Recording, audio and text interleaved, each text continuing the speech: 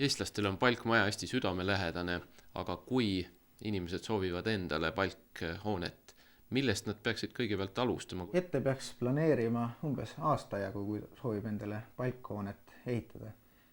Et alustama peaks projekteerimisest, et endale kõigepealt selgeks teha, millist hoonet ja kui suurt ja kõigepealt koha piirkonna suhtes, et vaadata, kuhu ta kõige paremini sobib. No praegu on talv, sügav lumi. Kas tehakse samamoodi nagu vanasti, et talv on õige aeg palgi langetamiseks ja samad põhimõtted?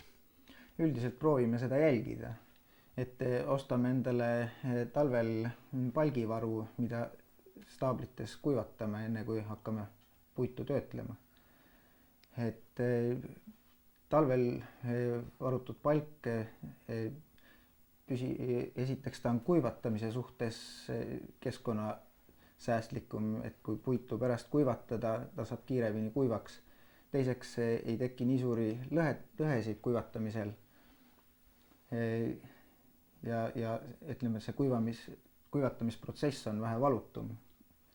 No see siin on käsitsi tehtud palkmaja. Mis tähendab õieti käsitsi? Kas tänapäeval on nii häid meistreid, kes oskavad vanade põhimõtete järgi käsitsi ehedat palki vormida?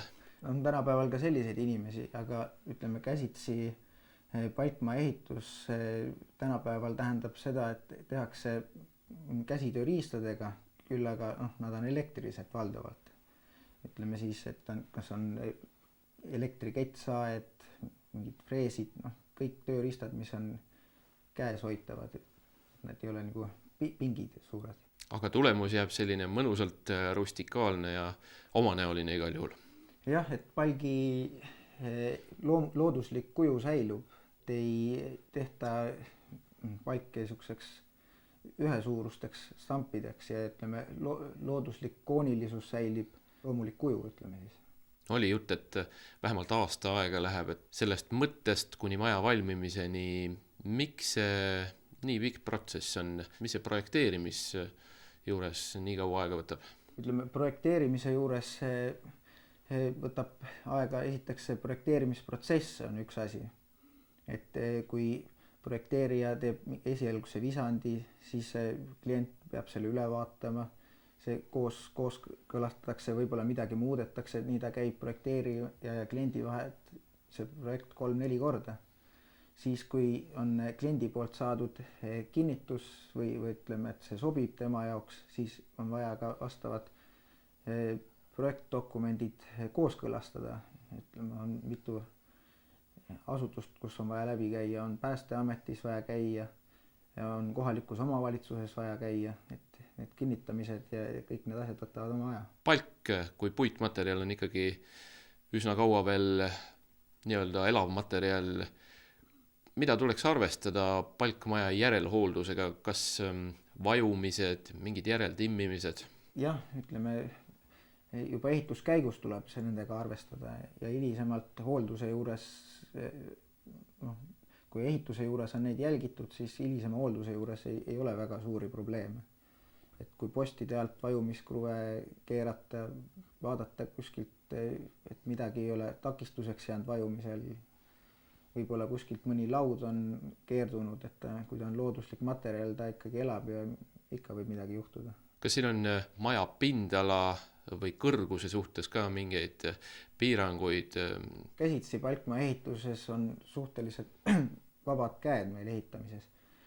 Muidugi seina pikkuses, mida peab projekteerimisel arvestama juba, et seina pikkuses üle 6 või 7 meetri peaks olema juba ristvahesein, mis toetab. Taavi, aga palkmaja puhul on väga olulised nüansid, mida peab oskama tähele panna. No igaüks, kes sellega kokku puutunud ei ole, võib-olla ei oskagi märgata. Tappühendused, kõik sellised asjad, mis väldivad külmasillad. No mis see siin sa väidad, et on Norra tappühendus, jah? Eestis veel vähetuntud või vanasti ei kasutatud seda? No, praegult on enamus palkmaja tootjad on valdavalt ekspordisuunitlusega, et 90% Eestis toodetud palkmajadest läheb välja.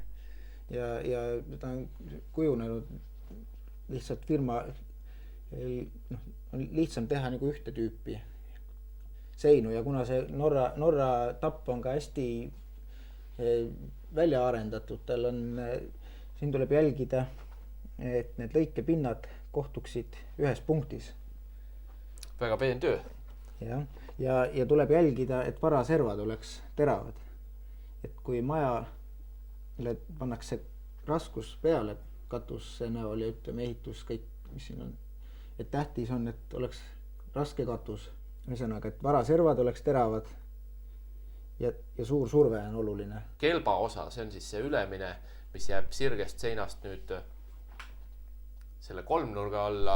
Mis seal oluline on, et sein ka sooja peaks?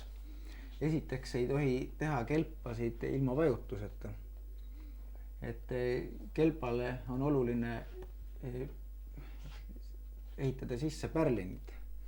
Et läbi pärlini saab palksein ka vajutuse siseseintele keskelt. Ütleme, kui teha klassikaline sarikas katus, siis saavad surve ainult pikiseinad. Aga läbi pärlinite saab vajutusega maja sisemine osa. Et siis ei teki külmasildasid. Ahaa, siin on siis näha, kuidas on valesti tehtud ja siin see punane osa on, siin on tegemist sarikas katusega ja nüüd ongi, et need maja küljepalgid saavad surve ja need maja otsapalgid jäävad ilma surveta ja siit tekivad külmasillad. Ja lõpuks, et maja mitte kuskilt ei läkiks, siis loomulikult on oluline ka valida pidavad avatäited, uksed, aknad. Jah, palkmaja puhul peaks eriti arvestama uste ja akende ja katuse soojaks pidavaks tegemisega. Sest palkmaja üldbilanssi, palkseinad ise võib-olla ei ole klassikaliselt või ütleme tänapäeva mõistes kõige soojapidavamad.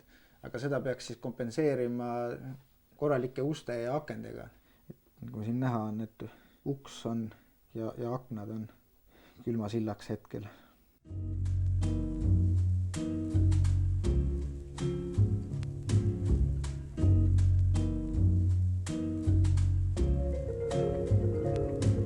Ja nüüd mõned nipid palkmaja soojapidavaks muutmiseks. Taavi, mis on siis vara ja ühenduskohtade tihenduseks vaja? Lisaks samblale kasutame me vara vahele ja tappidesse linavilti. See on looduslik materjal. Ja kaasaegsetest materjalidest on isepaisuv tapitihend, mis pannakse liitekohtadesse. See tagab tapi tuuletiheduse. Ta töötab paisudes. Nüüd, kui ta liimida siia tapi vahele, siis ta ajapikku soojaga paisub kuni 8 millimeetrit. Mis asi see on? Seda nimetatakse salapulgaks. Seda kasutatakse peittappide või maja külgtugevuse, jäikuse andmiseks. Siin maja palgi sees on puuritud augud, kuhu see maja püstituse käigus paigaldatakse. Soovitav on, et ta on mitmetahuline ja sama niiskuse sisalduselt samasugune kui palksein, et ta kinni ei paisuks sinna, et ta laseks majal vajuda.